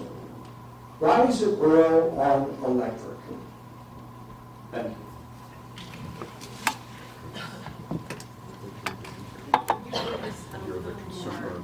Could you give us a little more of what you're saying? Because I think I know the direction you're going in, but I just want to be clear. Are you asking why we are not putting the public benefit charge on solar? No. And why are we not putting it on fossil fuels? Why don't people that have oil, people that have gas, why aren't they paying $250 a month to cover this cost? Why is it being absorbed by, clean energy?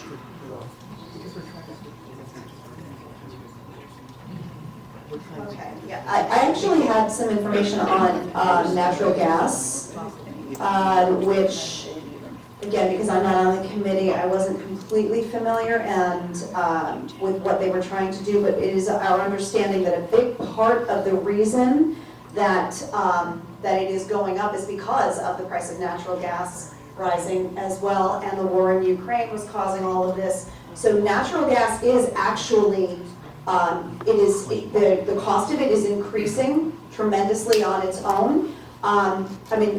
The electric bill, because it comes from here, it comes from Eversource specifically, we can't, they're not able to spread that charge to another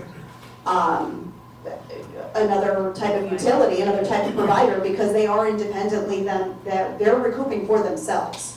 So it's not like there's some way for Eversource to disperse some of that cost to another utility. They operate completely independently from that. Is that, but yeah, we, No, it doesn't answer it at all. The legislature, it seems to me, has the opportunity to take this cost and spread it however they want. They could choose to spread it all to the electric companies, or they could choose to disperse it across other energy sources that are more consistent with our broader energy policies. so I think we've done a poor job of communicating what that cost is. That is Eversource recouping money that they spent on Millstone, on keeping, this has nothing to do with. Right, but yes, in buying the energy from Millstone. I'm not on the committee either, but the explanation I received last summer is that the reason why this public benefit charge went up so much, recently, we've had that agreement in place since 2017, but previous to now, the cost of buying energy, we dictated that Eversource buy a certain amount of energy from Millstone. The cost of that was cheaper than the cost of other ways we were generating electricity up until recently. But because the cost went up, now they get to charge us, the ratepayers, for the difference. Previously, it was lower. Of course, I don't think we got the savings for it. I think we only got, well, we may have actually, I'm wrong about that. I think I heard we actually got savings in previous years when it was lower than the cost of the other sources. But we now are paying because it's more costly than what we would buy from the other sources that Eversource is using for generation of electricity. I don't know if that, I don't think that addresses your question, but I do believe that the structure of the way that the legislation was structured is that that cost would go to the ratepayers. You're saying, why can't we restructure the payment and say not from electrical ratepayers, but from everyone who is paying for energy? I don't know the answer to that, but it's certainly something that I would imagine there's been discussion about. I'm going to go to the next question. A gentleman there. Could you state your name? David Saunders. Sorry to get back in the energy thing. 3 years ago, I was lucky enough that I installed solar. 2 prior years, I pretty much, energy cost was supposed to be $115 a month. Use the mic. Between, I have a green light. Oh, sorry. And basically, the past 2 years, $115, which includes propane for fireplace and other things, which is wonderful, it's great. This year, things were colder. But what I've noticed over the past 2 years, that it's not just the extra benefits bill. Eversource, it's the delivery charge. It's doubled, if not close to seems tripled at times. And that's where the biggest cost is. I think the key is that you pay for solar, and you're still getting that charge. But I think, is it, I think, that delivery charge, does that have to have tremendous? I mean, this all goes back to, we deregulated in the 90s. I met a lot of energy people on the door, and when Eversource bills started coming out, you know, one guy, you know, huge house, huge estate, and he was just like, we told you this was going to happen way back when, because he was in public utilities his whole career. And yeah, you know, and this is what Pura is really diligent about looking. Connecticut Mayor that Ceci mentioned came out with a breaking story yesterday where Pura won their case against a rate increase against UI, United Illuminating. There's a few companies here in Connecticut. We are the Eversource area. And it's something that I think Pura does a really good job as fighting for us as consumers. But, you know, we have huge industry lobbyists up there always pushing their message through. We had 2 people that Pura who seem to be voting with industry, with Melissa Gillette fighting for us consumers. And I think we need more of that, and, and recognizing that companies also need to make money. This is a capitalistic society. Not record profits. Yeah, but Eversource is beholden to its shareholders rather than to us, as, a kind of private company that is providing a public service. And I think that's something that we really need to look at, because I think we need to look more at Nebraska. Could we not have a dialogue? Because I do know there are people who want to ask a question. Yeah, I'm sorry, I just wanted to answer his question, and not that it is such a deep thing. I've been on this committee for 3 years, and I'm still trying to understand it. And I've talked to the chairs of the committee, and they say the same thing. This whole electricity issue is huge.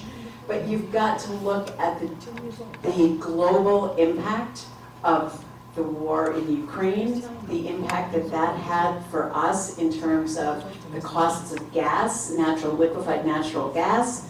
You cannot disconnect global change issues with what we are seeing in Connecticut. Then when you look, and someone mentioned the tariffs and Hydro-Quebec, everything is interconnected. We are at the very end of any energy grid. We don't have massive energy grids in here in Connecticut. We are market forces, which means that it impacts us. And we are going to, and I'm going to just be really honest, Julie said she's going to be radical, I'll be radical too. We are looking at least, someone mentioned this, 5 to 10 years, more likely 10 plus years before we can get online things like solar and wind, and we still do not have consistent belief across the spectrum of legislators that those are things that we need to be doing. But unless we set up renewables, we know that the energy uptake of all of AI is enormous, and it is going to continue. So we have to plan better, and I just really feel that we're lacking vision in this area. To note on that, but just I gotta say one more thing that is really important about this, which is that this session, we have had a big fight. I'm on executive and legislative nominations. That means I'm on the committee that will then first hear the nominations by the governor to the variety, all of these commissions. And the Pure Commission came up, and there were 2 nominations that have come before us. The first one was Marissa Gillette, the chairperson. There was incredible lobbying against her, incredible. And it was all led by Eversource. They are really pissed at her because they know when their rate increases come before her, she is not on their side. She is looking at the ratepayer. And the same with the second nomination that we voted on Thursday, David Arconti, who's from Danbury and was a state representative and was co-chair of the Energy and Technology Committee. He sides with Marissa Gillette on the ratepayer issues. The delivery charge has not come before Pura in the time that Marissa was there, and it will come before them. And when it does, she is not a friend to them, and they want her out.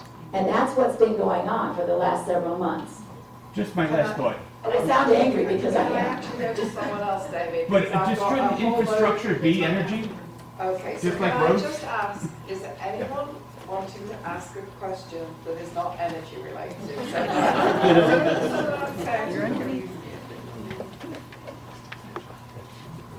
think we can all complain about our electricity bill, which is our. Thank you. Okay, the same question. So if it's the same question, you better combine it. Oops. That lady over there is also talking. Hi, I'm Jeremy Stein. I've been in town for 20-some odd years. Thank you for all you do. My question relates to, and I'm sorry I came late, so I hope you didn't answer this, but my question relates to some of the executive orders that we've seen Trump order, and we haven't seen the aftermath of some of those relating to, specifically with spending, and now that the CR has passed, we know there's going to be massive cuts to agencies that are important to Connecticut and the federal government, but also to nonprofits that exist in Connecticut. So my question to you is, what are you and also the General Assembly planning to do to protect Connecticut against some of those deficits, as well as, I know the governor initially had said he does not want to tap into the rainy day fund and increase some of the spending in the budget as well. So I just would love your thoughts, and did I get your question in there as well? Related? For example, there are grants for housing, which is one of the topics that was earlier discussed. So already we hear of agencies that have had to close because they are no longer receiving the federal funds to provide housing. That's one of them. Same question. Okay, it is something that we have all, I think I can speak for all of us, that we have all been very aware of from the minute we were sworn in January 7th or something, is that we don't know what is going to happen. And we still don't. I mean, the continuing resolution's been signed, passed, the executive orders keep coming. I was talking with the Commissioner of Housing the other day, just in 2 of her funds, between the Section 8 funding and homelessness funding, it's over $310, oh God, I'm gonna get this wrong, $1 million between those 2 that will be affected, 310 million, okay? I heard a number, and I'm not sure if this is right, that just through federal funding alone, it's over $1.5 billion that comes. Just for Medicaid, it's $1 $1 billion. billion for Medicaid. About $6 billion for the budget. $6 billion on a budget of $26 billion, okay? So if we lose that federal funding, I don't think anybody in the country really until recently has started thinking about the impact of federal funding at the state level. So we're going to be looking, just this week, we lost, someone correct me if I'm wrong, but I think it's 1.2 million in food that was local food that was being grown in Connecticut, funding to farmers. That food was going to go to schools for kids, okay? Local food. And food banks, yes. And food banks, yes. So that money's gone. We just got a letter. Gone, not going to happen. So to your question, Jeremy and Angela, we are all talking about it, and we do not know. Because until these letters show up in the commissioner's offices or the governor's office, we don't know what's happening because we don't know. We know we're afraid. We know that Medicaid is horrifying because right now doctors only get 60 cents at hospitals. It's 60 cents on every dollar for Medicaid, and then that's going to go away. So I don't have an answer. I just want you to know that we are aware of it. We're talking about it, and we're as our hair is on fire too. And so I serve on appropriations, and just to be clear, the governor had a budget that came out in February. That budget is his budget. The Appropriations Committee will vote out a budget from the legislature that will come out in April. And then there will be negotiations to resolve the differences between the governor and the legislature. And everyone will be involved, every leadership person will be involved in that negotiations, and sometime in mid-May to early June, we'll have an answer as to what the budget is. When we started this process, there were those in leadership who were saying no to changing the guardrails. There were others in leadership that said, we need to tweak the guardrails. I think there's actually, and there's an organization out there, and legislators like myself, who are part of something called Connecticut for All, which is advocating for major adjustments to the guardrails. Because before we even faced the crisis from loss of funding from the federal government, I've been on appropriations now for 6 years. We have not fully funded our schools. We have not fully funded municipal aid. We have not fully funded our infrastructure. We have not been able to fully fund special education, Medicaid. Ceci talked about Medicaid. At the beginning of the session, they were working on a deal to increase the rates to doctors and hospitals for Medicaid, and it was going to be hundreds of millions of dollars. We were talking about investing in that. Now we're facing losing $1 billion. So how are we going to raise the rates to hospitals and doctors to improve access to health care for people on Medicaid? It's like, this is a huge problem. So I would say at the beginning of the session, I was part of a conversation from Connecticut for All about, well, what should we really focus on this year? And it was about adjusting the guardrails, and maybe we wouldn't put as much effort into raising revenue. And I will tell you right now, I don't think there's a way for us to live through these cuts from the federal government without doing both. We are going to have to figure out how we use our surpluses, which we're very fortunate in Connecticut. We have built up a rainy day fund of $4 billion. But keep in mind, we're losing $1 billion just on Medicaid. And that doesn't talk about the schools and everything else.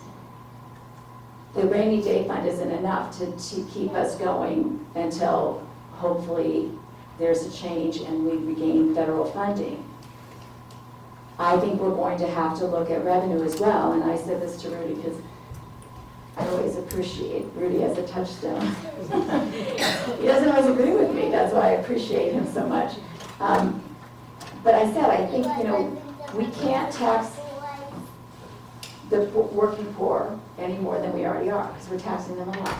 We cannot tax the middle class anymore, because too many are living paycheck to paycheck, including here in Ridgefield, and Rudy can tell you that statistic for Alice is at 22% now. Yes. In Ridgefield that are living paycheck to paycheck, more than 50% in Danbury. We have to look to those who can afford to help us get through this really dark period in our economy. It's going to affect the entire economy. And so, personally, that's where I'm coming from on this. I didn't say tax the rich because I hate that slogan. Because somehow it makes it seem like we're being unfair to rich people, and that's not the intention.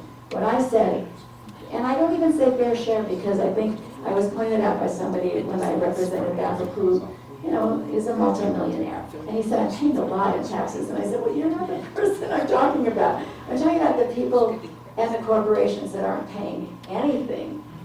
We've got to figure out how to tax wealth in a way that those that can afford to are going to get us through this dark period.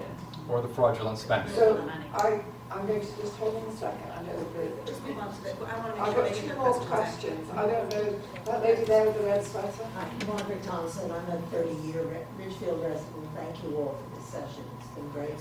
I wanted to ask how you all are going to respond to for example, the memo that came out from the Department of Transportation on how Connecticut should be in order to qualify for funding. Are we going to change, or are we going to stay true to who we are? This is brilliant because when I said to Fran, I would like just one sentence, it was going to be on that. So for those who don't know, the reality TV star who is heading the Department of Transportation at the federal level from the real world put out a memo, and two of the specifics were if a state did not comply with immigration policy and also did not have an appropriate birth rate. So what, birth and marriage rate, correct. So if a state does not have enough pregnant women in it, pregnant people in it, you will not be able to fix your bridges. I don't know if you can tell from the sound of my voice how I feel about that. Tell us. It is absolutely, first of all, unconstitutional as hell, and also absolutely disgusting. And we're gonna fight that at every shot we have. I don't think there's too much more to say about that. To hell with that. I'm sure the AG And the AG is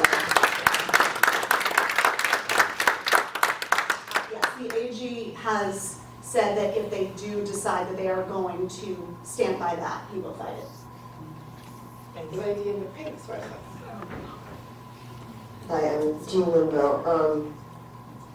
With all the emails that are coming out, messages, all this, anyways, I want to appreciate, first of all the work that you're doing, all the hours you're putting in.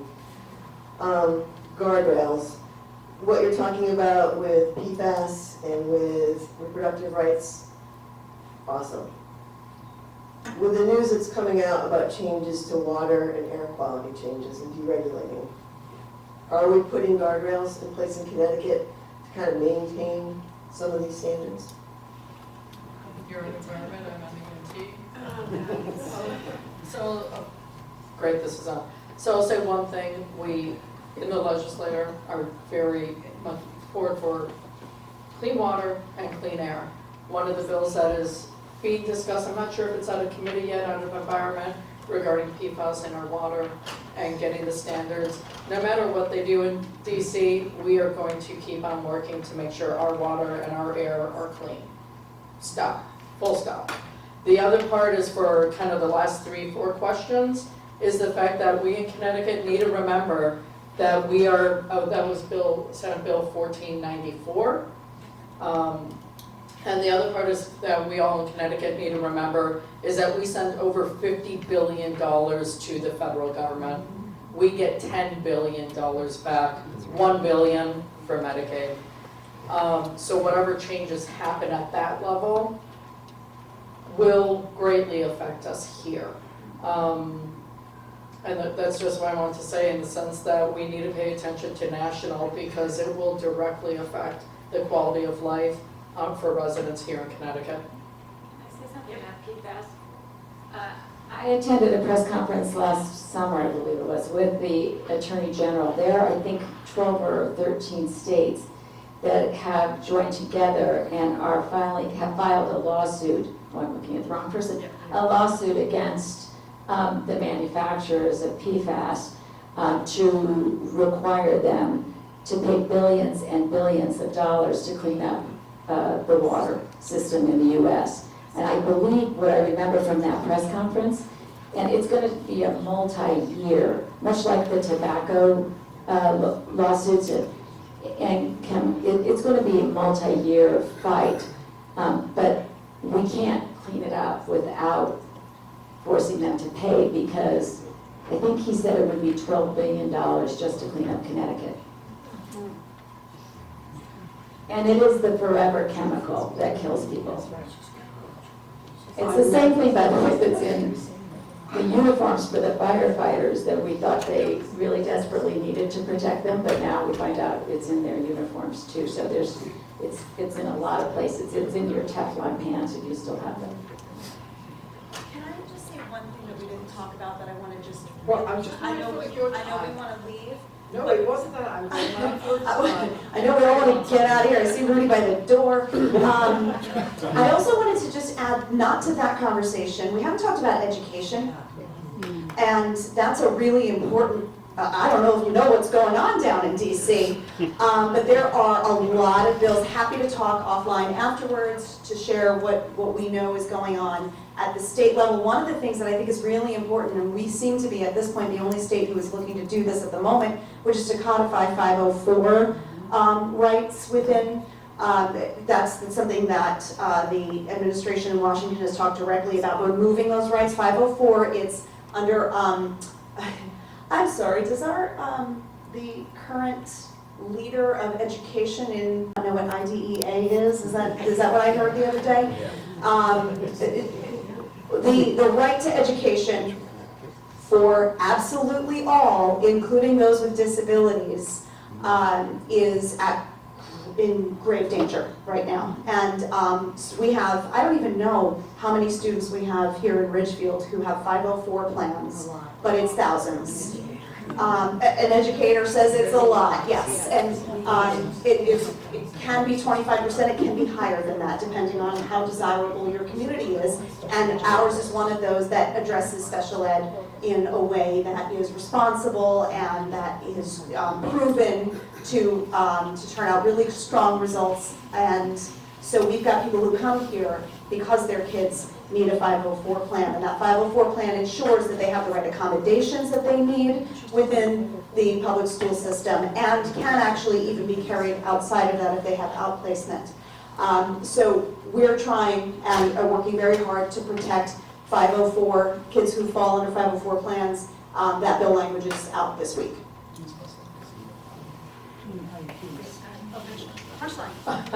By the way, that's also the reason why we voted the extra $40 million for special education funding, because our towns and districts have been spending so much money on special ed. And we're, as taxpayers, we are paying in our town budgets, we are paying in our property taxes to fund that. So that was one huge important thing that we thought was important to get to each of the towns. I believe Ridgefield is just under 200,000, maybe just over, I forget the exact number.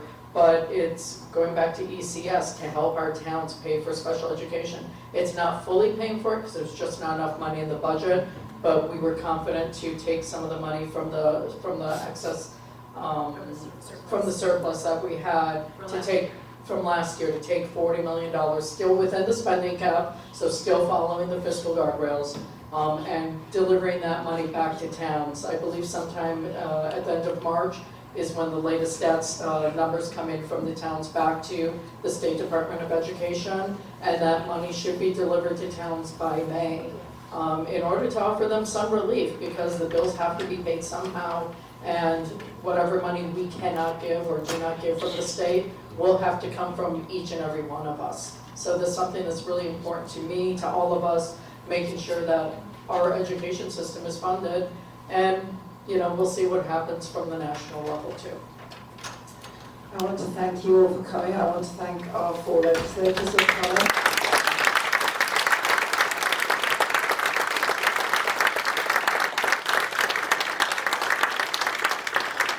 And I also want to thank you for being involved citizens in Ridgefield. This is important. We have a lot going on in our country and in our state. Thank you for coming out and becoming informed. I'll see you at the next League of Women Voters live event. Take care.